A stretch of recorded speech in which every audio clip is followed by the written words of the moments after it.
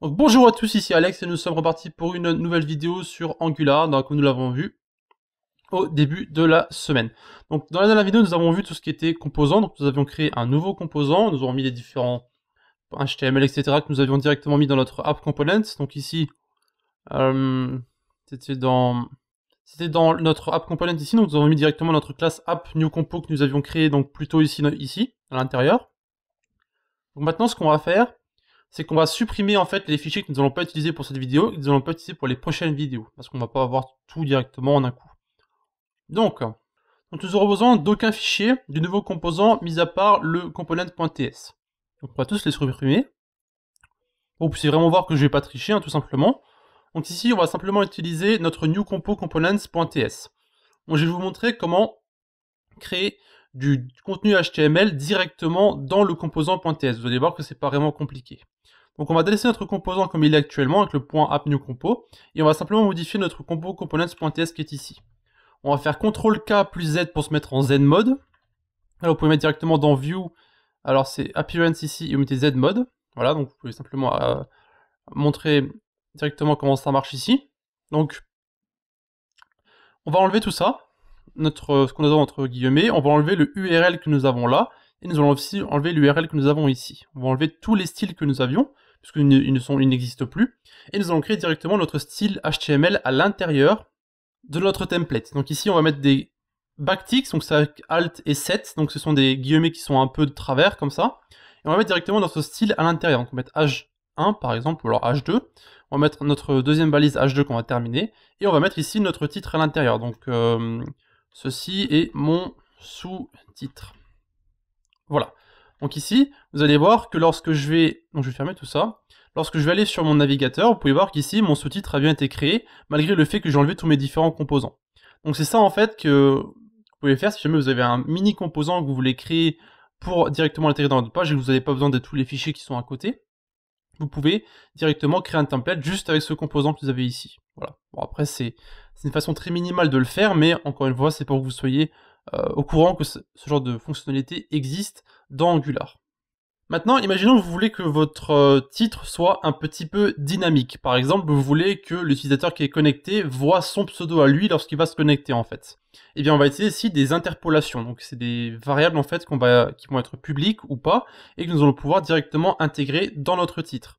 Donc, par exemple, on va mettre ici bonjour à toi.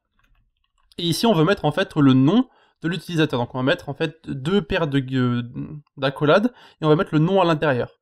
Sauf que maintenant, nous devons créer justement notre variable qui va contenir le nom de notre utilisateur. Donc pour ça, on va aller dans notre composant en dessous et on va mettre public. On va créer notre variable name et on va le mettre ici par exemple. On va mettre mon nom, on va mettre Alex. Et vous allez voir que quand on va se rendre sur notre site, vous pouvez voir qu'il y a bien entendu marqué bonjour à toi Alex. Et que si on change cette valeur et qu'on met par exemple Justine, voilà, et qu'on va maintenant regarder notre site, pardon, vous pouvez voir que maintenant le titre a bien changé. Et vous pouvez rendre ça dynamique par rapport à le nom d'utilisateur qu'on verra dans les prochaines vidéos. Donc on va en fait faire en sorte que l'utilisateur rentre ces différentes informations et on va on va changer ce qui s'affiche sur le site en fonction de ce que l'utilisateur va entrer. Bon, pour l'instant on n'en est pas encore là. Il faut savoir en fait que cette méthode d'interpolation que nous avons ici, vous pouvez utiliser pratiquement tout ce que vous voulez à l'intérieur. Vous pouvez utiliser du JavaScript comme vous le désirez. Par exemple, ici, si on met un H2 et qu'on les recrée, on peut mettre ici à l'intérieur donc deux paires de crochets. Et à l'intérieur, vous pouvez mettre des calculs. Donc par exemple, vous pouvez faire 2 plus 2. Et vous allez voir que lorsque vous allez sur votre site, le navigateur va en fait faire le calcul que vous avez entré à l'intérieur. Et vous pouvez créer plus ou moins n'importe quoi. Hein. Si par exemple, vous pouvez très bien mettre name et vous pouvez créer directement une méthode JavaScript, donc ici .upperCase, et vous allez voir qu'ici, si vous allez sur votre navigateur, le nom que nous avons écrit au-dessus, a été mis en majuscule, parce que nous avons créé justement et utilisé la méthode toUpperCase qui est disponible en JavaScript. Donc ça marche un peu dans tous les cas, donc vous pouvez très bien mettre une autre fonction, donc .length par exemple, et vous allez voir que ça va vous renvoyer le nombre de caractères qui se trouvent à l'intérieur de votre nom. Donc voilà. Donc en fait, à l'intérieur de cette petite accolade ici, vous pouvez mettre virtuellement tout ce que vous voulez en JavaScript, il n'y aura aucun problème. Et vous verrez que plus tard, lorsqu'on va utiliser du JavaScript et qu'on va vouloir l'intégrer dans notre HTML, on va utiliser ce genre de technique avec justement les accolades. Voilà. On verra que pour l'instant, si c'est un peu flou pour vous, vous pouvez très bien créer par exemple une autre variable et l'appeler âge ici. Vous pouvez mettre par exemple 12. Et là, on va mettre autre chose, donc on peut enlever tout ça. On va mettre h2 ici, et on va mettre tua. Et là, vous pouvez mettre directement la variable âge que vous avez créée.